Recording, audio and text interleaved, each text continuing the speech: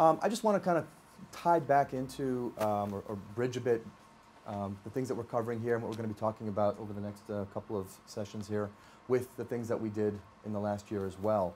I don't think we showed exactly the same slide, but the message is something that we shared last time as well, kind of how we view our vision for this architecture and this space.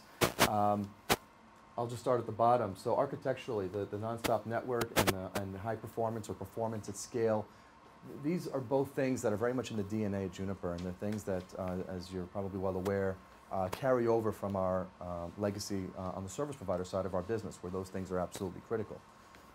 These are the things that we weave into the design of our products across the entire portfolio. It's why we focused on performance in our flagship 532 AP. It's also why we focus on low latency in our switching line. And it continues to be a very strong focus for us as we develop going forward. The unified policy, that refers to the kind of stake in the ground that we put last year when we came out with our BYOD, our Secure Mobile Enterprise portfolio story, of which wireless LAN is a very critical component. It was basically meant to show that we are looking at this very holistically, and that the wireless LAN is an important piece of the larger story to solve for enterprises. That was really the beginning of that story, and what unified policy focused on was very much the security elements there. If you think about the customer journey, and I'm happy to hear your comments on this as well, the customer thinks about trying to support BYOD. The first element is really about security. How am I going to securely allow all these devices on the network? Right, that's kind of the big trend. A few years ago, IT's response would have just been, no, I don't want to deal with, don't want to allow these devices on the network, right? And now, of course, that's all changed. I would say that's a little bit different, a bit differently, honestly. I mean, I agree that with your thing that it's security, but I would say that most customers are worried about what's happening to their data and that it's being shared securely with absolutely. people who have mobile devices. So I'm saying that more broadly, right? That's absolutely a part of the way we're viewing it, and we obviously deal with that side of the equation as well. So basically what we came out with was the unified policy in one sentence was the ability to take a user-centric approach, so a user-based policy that was context-aware and universally and uniformly enforce it across the network, and our ability to share user-based information between the wireless LAN, the EX switching, the security gateways, all those pieces with our NAC solution, the UAC device at the heart of that policy management.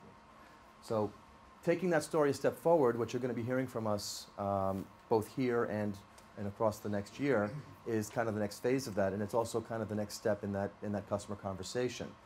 After you've talked about how to onboard those devices, how to provision them, and how to maintain the security and protect your assets, what then, right? So then you've allowed all these devices in, then you probably start to think about, well, now how is that going to impact the load on the network? How's that going to impact the performance and scalability? And so you're going to be hearing from us some things on both the wired and wireless side about how we're, about how we're addressing those issues of performance and scale.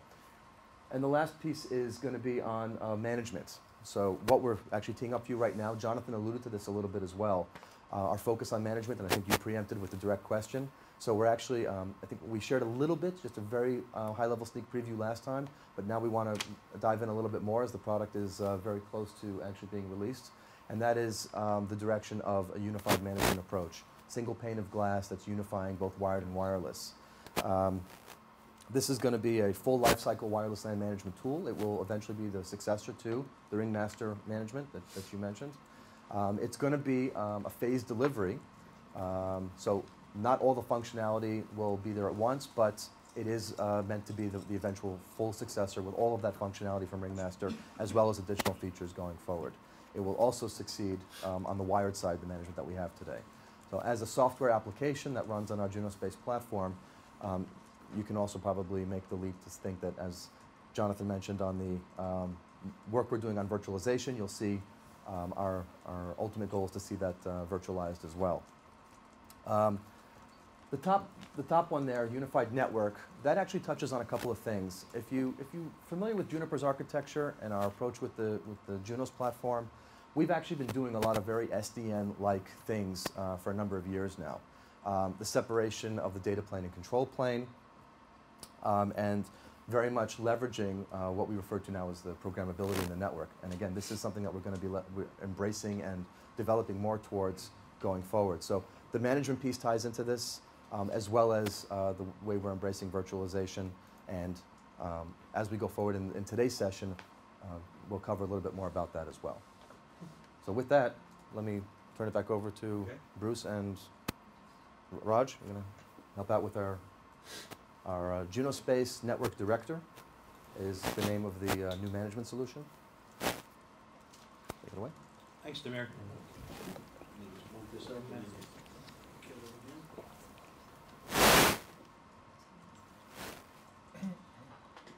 So, as Tamir talked about, as I started to allude to, management is one of the #1 things on customers' minds.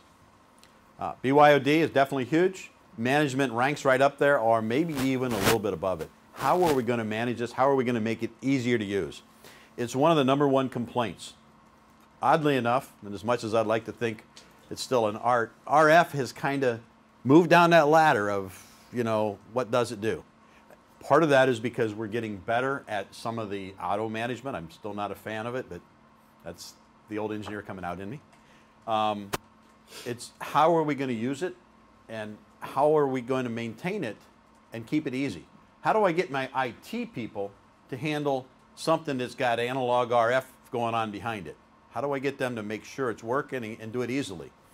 When it comes down to it, you mentioned earlier the Ringmaster was starting to get a little long in the tooth.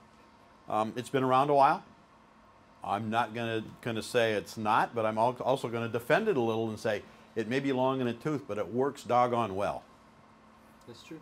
So, you know, the combustible engine's been around a long time, and guess what? It still works doggone well. With that said, it's a wireless management tool. It's separate from everything else. I've got to learn something new. We're solving that with something that we call Network Director.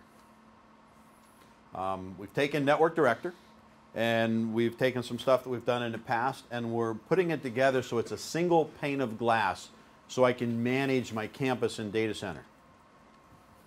Initially, Network Director is going to support our EX series switching and our wireless from one platform. So we're integrating the two together. It's really a full life cycle tool. It allows us to prepare, it allows us to install, it allows us to, you know, operate, optimize the whole life cycle circle that we get with it. As you can see here, just kind of the graphic video of that life cycle circle. The idea behind it is to make sure that as we're managing the network, we're not just managing a wireless piece. We're doing more than wireless. We're integrating it in, and we want to continue to grow that so that from one position, I can manage everything, make it easier. How are we going to do that? And that's the key, is how are we going to make that easier? The first thing is we're going to use some wizards and some tools, some guided wizards, some profiling, so that we have less user problem. Let's face it, when you start to configure a wireless network and a switching network, there's a lot of variables. There's a lot of variations. There's a lot of things to do. What VLANs am I putting it on? You know, I got to set this up, set that up, set this up. If we can do wizard-based configuration, it makes it easier to get online and easier to get correct. Less troubleshooting down the road. It's also faster to deploy when we understand that. And I'm just going to jump to another slide. Bruce, yes, sir. Just a quick question. Does that mean that the whole NSM kind of thing is going to be integrated into JUNOS Space? I'm sorry, I got a fan here running, I can't hear. The NSM management system for the firewalls and other parts, so is that functionality all going to be migrated into Network Director? Over time, some of those pieces, I can't say all of them. Tamir? Yeah, so Reg, you can add in as well. So remember, so JUNOS Space is the management platform, right, and these management apps run on JUNOS Space. So Network Director is a wired and wireless unified management app that runs on JUNOS Space. We have another app called Security Design, Juno Space Security Design, and that is the unified security management app that runs on Juno Space. Okay, I see. And that's meant to be the successor to NSM. NSM is still out there, but a lot of that functionality, primarily for managing the Screen OS devices, is coming into security design as well. So that will eventually replace it fully. Thank you. So yeah, like I say, initially it's EX series, it's wireless. So we got to start somewhere, put a stake in the ground and move. And this is huge because it's starting to bring that into the IT people that are used to managing switching. Okay, now they can actually take a stab at doing the wireless, and we've built some things into it to make it easy to use, to make the operation efficient for them to do it. The idea here is to make it easier and lower that cost of ownership.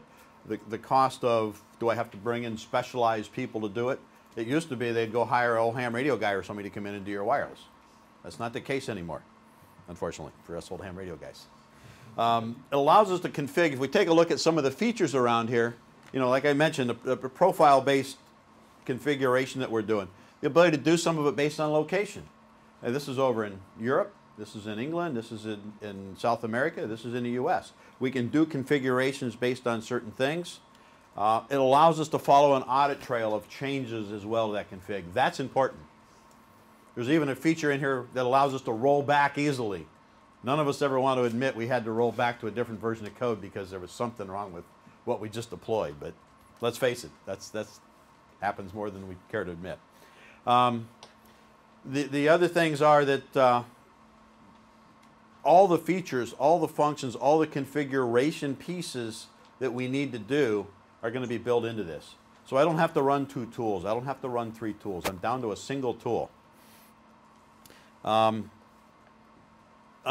the monitoring side of these things, allows us to really monitor for optimizing the network. We can monitor, we can look at where we're having troubles, we can optimize, and that life cycle comes back into it. And then the reporting side of that is something else that's vitally important to us. Because if we don't report, how do we know what's going on in my system? I got to monitor it, and periodically I need to pull that information out. I recently was talking to another company, not associated to Juniper, and they actually do optimizing. This is a partner that does optimizing of people's networks. And it was amazing to see, once they pulled reports, what they could go in and do and improve. They were talking about 100+% improvement on lost packet count and efficiency of the network, simply by monitoring and going back in and making configuration changes. So the more that we can make this easier to do, the better the network's going to work for customers. Honestly, if we can optimize networks and improve efficiency by 100%, the lifespan of my network can grow. Maybe. There's also the problem with the number of users growing, and so there's things in there that allow us to keep that network longer, make it worthwhile, and that in the bottom line improves the total cost of ownership as well. The other part of this is the user experience down here in the navigation and what we're doing in here to help it out. I mean, some of the pieces in the user navigation really improve it, and we're gonna talk about those things in just a second here. The overall feedback that we've gotten from some of the customers that have done the beta on this. This, by the way, hits our price list the first week of March, so we're not talking futures, we're talking a couple of weeks. So in March it becomes orderable by customers, we'll be shipping. So the beta's been in process for, I think, November. I'll look for a nod from the guys over there. November. So it's been out there for a while. We've been using it for a while in customer sites. The feedback has been overwhelmingly positive.